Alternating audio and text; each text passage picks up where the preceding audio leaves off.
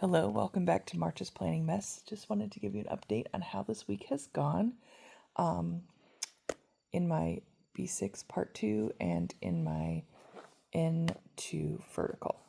So, just a quick update. Everything, of course, I'm doing in here is very similar to what I've done every week.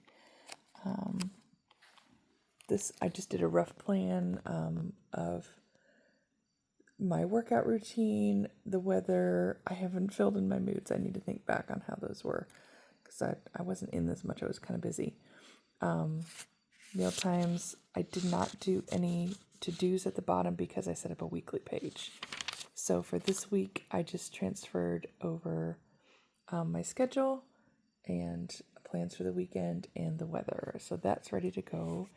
And we're just going to flip over to the weekly page. So here we go. If you remember, I've got my weekly date here. I did some meal planning on this page. I put my to-dos and I need to go and make sure I checked off all the things that I got accomplished because I got a lot done this week. And then going from there, I have journal. You can see I didn't spend a lot of time writing this week. Didn't have a lot to say, not a lot of emotions to process or anything, just kind of a synopsis of how the day went. I've got this set up to finish out the week, and that will work just fine. And then I'll set up my next weekly page here. So this is working quite well. It is nice to have a full spread. I may just do like one page for next week. We'll see what kind of things I want to include in this, but this is working well and I'm happy with it. Now let's go back to this one. So remember, I tried 2 different layouts in this to see if maybe it could work for next year. And my biggest aha moment was, oh no, there's only 112 pages in the back of this. How can I get 6 months worth of journaling in on those 112 pages? So that was kind of like, oh no, maybe this won't work after all. But the more I think about it, it just needs to be 6 weeks. So I don't need 180 because I'm not going to do a whole page a day. I don't do nearly that much in here. So I'm thinking if I compare the layout, we'll go back here to my spread. And I don't need to use any of these pages for weekly spreads because I've got those elsewhere. So if you look at the size of this, what I've got here, with the size of a blank page, this is slightly taller, but like to me that's an insignificantly amount of tallness. Worst case scenario, I could fill a whole week on like 3 to 4 pages. If like this is narrower than a sheet, but it's wider than half of a sheet. So if I would write about this amount, I would fill 3 to 4 pages. And if you do 4 times 26, that's 104. So that's still less than my 112. So in theory, it's possible to be able to do journaling in this and have enough pages because I just don't write a ton. I mean, if we look through here, right, there are some days where I did write, but see, like that's 1 page, and that doesn't happen super often. It's usually just a small kind of a paragraph, and like this was a whole checklist. I didn't even write much that day. So this day was longer, and it's possible this was a longer day. So I have 1 or 2 of those, and then I have some where it's like not much of anything. So I am hopeful. Again, before I make a decision, I don't think I'm going to buy anything right away from Sterling Ink. I want to get a couple more months, and maybe we'll start looking in November or December so that I can be ready for 2026. But I don't think there's any rush to pick anything. But this potentially could work. Now, if we get, into November, December, and I'm suddenly needing to journal a whole lot more than I was, then we can always go with the B6 part 1 and part 2.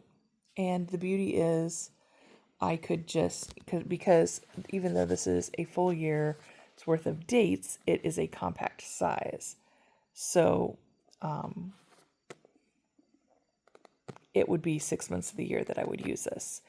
And should it just go south and I run out of pages at the end, I mean, I could probably get a notebook this size and maybe splice them in. Or, I could have some sort of a backup plan for that. And if I just, after that 6 months, absolutely hate it, can go back to the part 2. It is definitely a possibility. So, and just as a quick review, I'll show you what I set up for myself. I didn't really do a whole lot in here. I just set it up because I didn't want to double plan. And I'm, this other book is where I'm journaling, and I just want to keep things at that way. Not like, oh, I'm going to switch now. So where did I set it up? Okay, here we go. So this is my spread for this week 34. I planned all the same things that I planned in my weekly view in the other planner. They all fit just fine. It is very narrow, so for those of you that aren't a fan of that, I get it, but it actually does work fine for me. It's only 6 boxes wide, but I like the 0.38 pens, and I can fit what I need to in there. And then I did a Dutch door system and cut the top off of the page, off of this one here. I have a little rounded edger, and just glued it down over here. I would have to not do that in the next planner or get an undated one, because this would, the next week would be unavailable to me. Like if I wanted to use the next page on here for next week, oh, whoops, it's already September, the dates for September.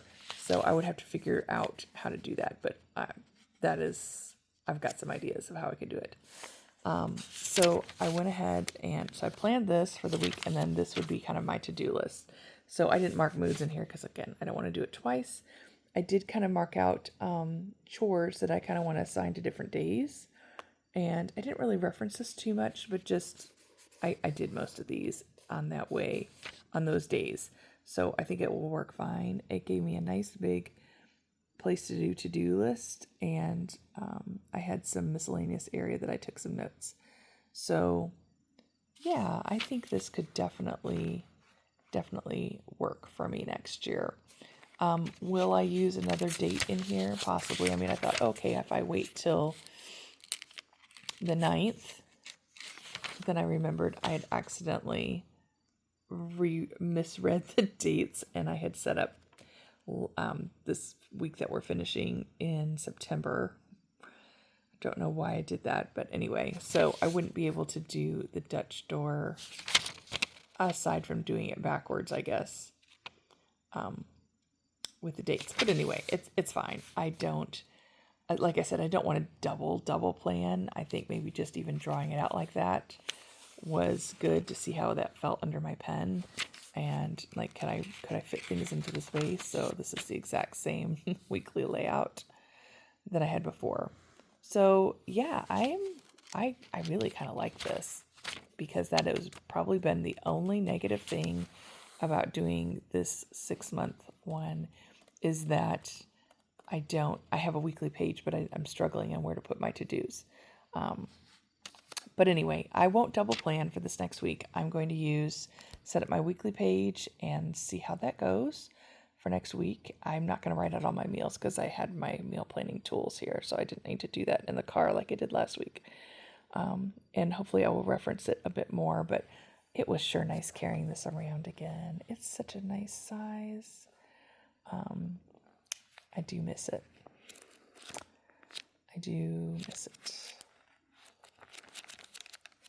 Anyway, that's where I'm at in this whole process. I hope you all are doing well, and hopefully this has given you some insight if you're considering these sizes, and have a lovely evening.